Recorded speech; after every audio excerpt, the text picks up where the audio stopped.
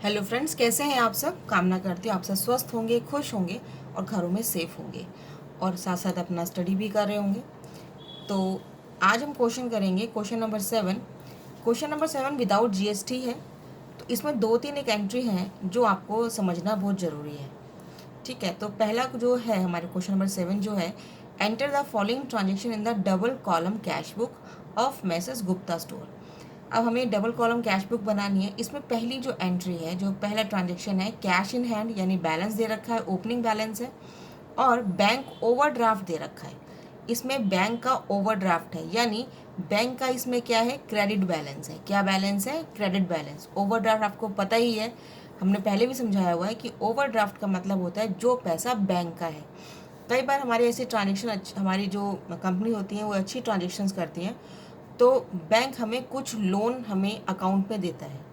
ठीक है, तो बैंक का पैसा होता है और हम उसको वो यूज़ करते हैं। जैसे हम लोग क्रेडिट कार्ड यूज़ करते हैं, तो बैंक का पैसा होता है और हम उसको फिर पे करते हैं। जितना हम यूज़ करते हैं उसके ऊपर हम इंटरेस्ट देते हैं और फिर हम उसको यूज़ करके उसका पे कर देते हैं। इसी तरह जब हमारे करंट अकाउंट के ऊपर हमें कुछ लोन मिलता है, तो उसको हम बोलते हैं बैंक ओवरड्राफ्ट। वो बैंक में पैसा बैंक अकाउंट में आ जाता है। ठीक है, तो बैंक वाले पैसा डाल देते हैं और हम जितना यूज़ करते हैं बैंक पे पैसा, उस पर हम इंटरेस्ट देते हैं और वो पैसा हमारे अकाउंट में रहता है। जितना हमें यूज़ करना है हम यूज़ करते हैं और जितना यूज़ किया है उस पर हम इंटरेस्ट देते हैं और एज इट इज़ चलता रहता है। लेकिन वो पैसा किसका है, बैंक का है, हमारा नहीं है। हमारा होता तो डेबिट बैलेंस होता, लेकिन वो बैंक का है तो हमारा बैलेंस क्या होगा, क्रेडिट बैलेंस। तो बैंक ओवरड्राफ्ट हमेशा क्रेडिट बैलेंस होता है, ये याद रखना। ठीक है, तो पहली एंट्री तो ये क्रेडिट बैलेंस की होगी। तो यहाँ पे हमारा जो कैश होगा वो डेबिट में होगा, क्योंकि वो कैश हमारा ओपनिंग में है और हमारा खुद का पैसा है। ठीक है, कंपनी का पैसा है। बैंक ओवरड्राफ्ट यानी बैंक का पैसा है, ये कंपनी का पैसा नहीं है, ये बैंक का पैसा जो हम यूज़ कर रहे हैं। तो उसका जो बैलेंस है वो 5700 है। नेक्स्ट है रिसीव अ चेक, ये हम कर सकते हैं एंट्री।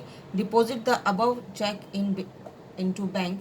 अब इसमें देखिए रिसीव्ड अ चेक लिखा हुआ है, हमने चेक रिसीव किया है। और नेक्स्ट एंट्री बोल रहा है कि deposit the above cheque into bank, यानी 7th में कोई एंट्री नहीं होगी। क्यों क्यों एंट्री नहीं होगी, क्योंकि ये सिर्फ हमारे पास चेक आया है, हमने अभी डिपॉजिट नहीं किया है। जैसे हम पहले हम जनरल एंट्री करते थे तो लिखते थे cheque in hand to bank. ठीक है, तो अगर हमें क्वेश्चन करना है तो चेक इन हैंड डाल सकते हैं, वरना हमें इसकी कुछ रिक्वायरमेंट नहीं है। राइट, हम डाल देंगे। नेक्स्ट एंट्री करते हैं 9th में, deposit the above cheque into bank. तो हम डिपॉजिट करेंगे जब बैंक में, तब एंट्री कर देते हैं। Check receive from Panna Lal, Panna Lal से हमने चेक रिसीव किया है। अब नेक्स्ट है भारतीय चेक रिटर्न डिसऑनर। अब जो हमने चेक डिपॉजिट किया था भारतीय का, वो चेक डिसऑनर हो गया, तो रिवर्स एंट्री हो जाएगी। Panna Lal checks was endorse to कमल। अभी इंडोर्स क्या होते हैं, देखिए कई बार ऐसी कंपनी में ऐसे चेक आते हैं जो सिर्फ अमाउंट भर के हमें दे दिया जाता है, कंपनी का नाम नहीं लिखा होता।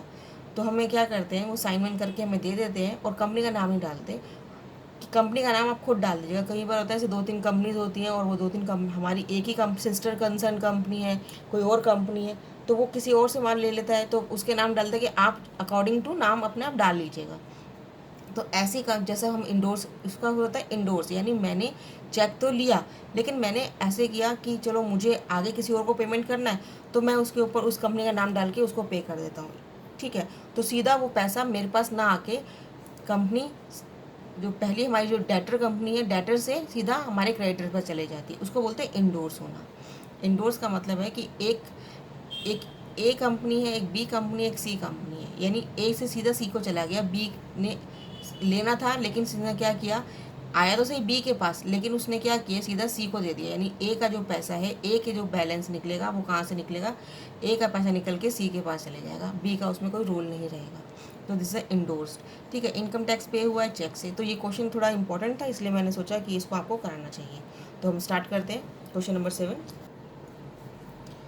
तो क्वेश्चन नंबर 7 स्टार्ट करते हैं।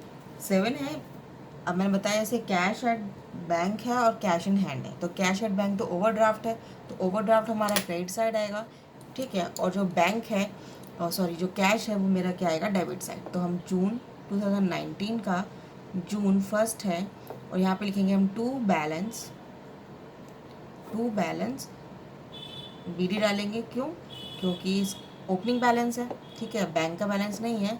2019 जून फर्स्ट में अब क्या आएगा यहाँ पे बाय बैलेंस, क्यों?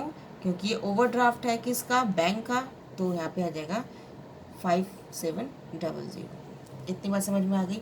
अगर ओवरड्राफ्ट नहीं होता तो बैलेंस इधर ही आता ओपनिंग का, बैंक का, लेकिन अगर ओवरड्राफ्ट है तो हमारा इधर बैलेंस आएगा, यानी क्रेडिट। ओवरड्राफ्ट का मतलब होता है क्रेडिट बैलेंस होता है, राइट। नेक्स्ट है receive a cheque from Bharti discount allowed. इसकी एंट्री होगी नहीं क्योंकि हमने रिसीव किया है चेक भारती से, लेकिन हमने डिपॉजिट नहीं किया, क्योंकि इसकी नेक्स्ट एंट्री बोल रहा है deposit the above cheque into bank. तो हमने डिपॉजिट पहले सीधा बैंक की और उसकी एंट्री होती है। तो अगर हमारे पास चेक आया है तो हम क्या एंट्री करते हैं, cheque in hand to Bharti करेंगे।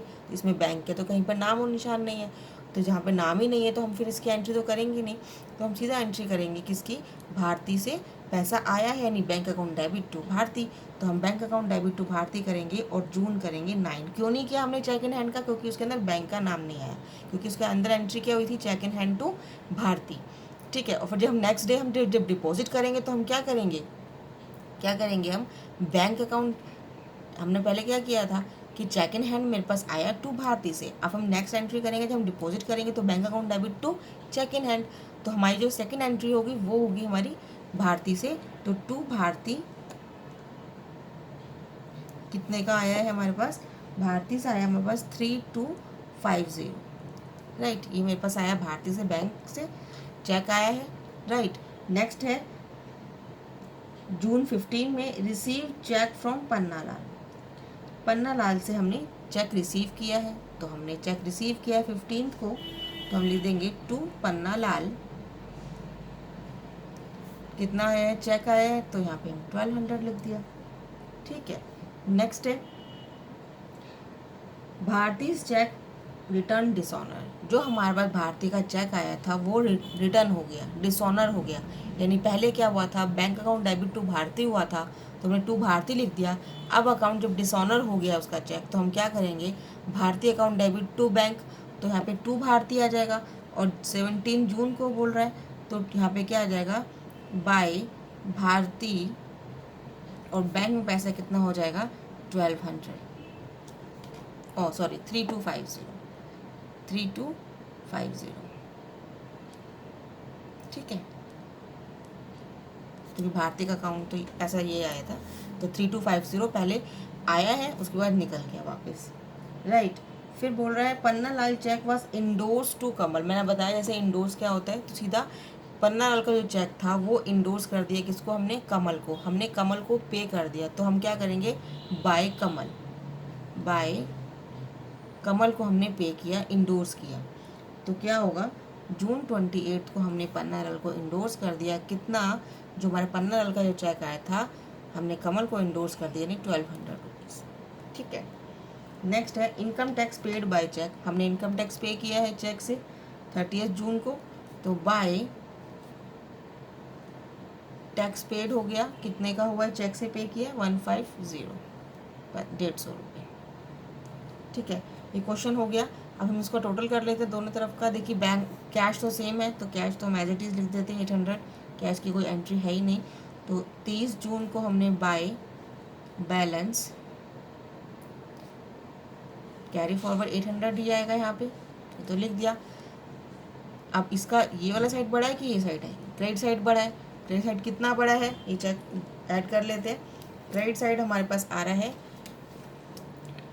005 to 9 to 11 1 12, और ये हो गया हमारा 13, ये हो गया 1 1, तो हो गया हमारे पास 10,300, और 10,300 हम दोनों साइड लिख देते हैं, और इन दोनों का टोटल करते हैं तो हमारे पास आएगा 4450, ठीक है।